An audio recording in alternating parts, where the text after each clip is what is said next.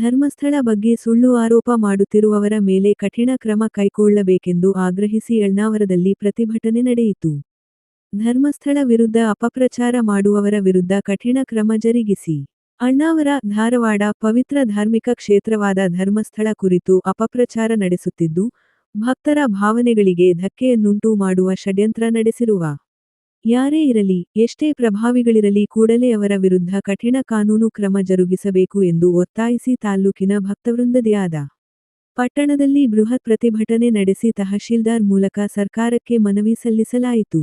ಪ್ರಮುಖ ಬೀದಿಯಲ್ಲಿ ಮೆರವಣಿಗೆ ಹೊರಟ ಪ್ರತಿಭಟನಾಕಾರರು ಘೋಷಣೆಗಳನ್ನು ಕೂಗಿ ಆಕ್ರೋಶ ವ್ಯಕ್ತಪಡಿಸಿದರು.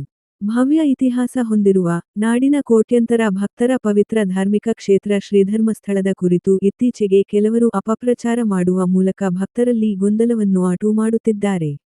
ಸಾಮಾಜಿಕ ಜಾಲತಾಣದಲ್ಲಿ, ಸಾರ್ವಜನಿಕವಾಗಿ ನಿರಂತರ ಕ್ಷೇತ್ರದ ಕುರಿತು ಸುಳ್ಳು ಸುದ್ದಿಯನ್ನು ಹಾಗೂ ಕಲ್ಪಿತ ವಿವಿಧ ಆರೋಪಗಳನ್ನು ಮಾಡುತ್ತಿದ್ದಾರೆ. ಅಂತವರ ವಿರುದ್ಧ ಕಠಿಣ ಕ್ರಮ ಕೈಗೊಳ್ಳಬೇಕು.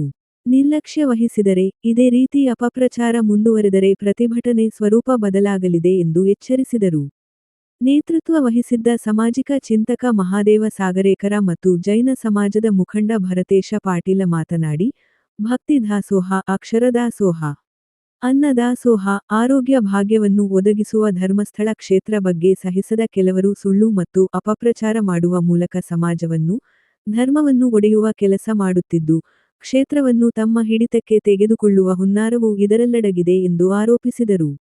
ಮನವಿ ಸ್ವೀಕರಿಸಿದ ಉಪ ತಹಶೀಲ್ದಾರ್ ಮಲ್ಲಿಕಾರ್ಜುನ ಬಿರಾದಾರ ಮಾತನಾಡಿ, ಮನವಿಯನ್ನು ಮೇಲಾಧಿಕಾರಿಗಳ ಮೂಲಕ ಸರ್ಕಾರಕ್ಕೆ ಕಳುಹಿಸುವ ಭರವಸೆ ನೀಡಿದರು.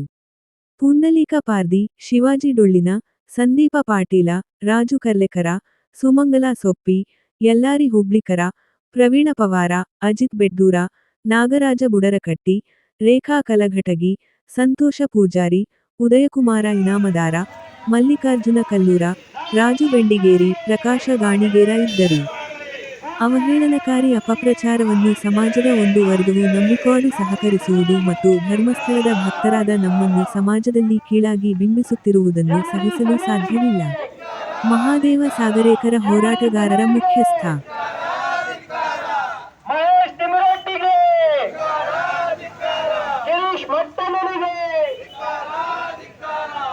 ಸುಜಾತಾ ಭಟ್ಗೆ,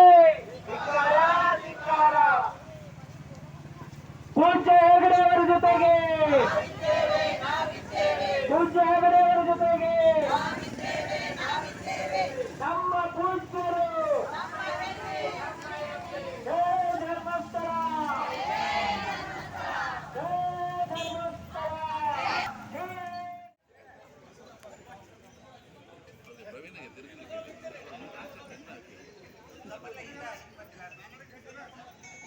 ಇಲ್ಲ ಪ್ರವೀಣ್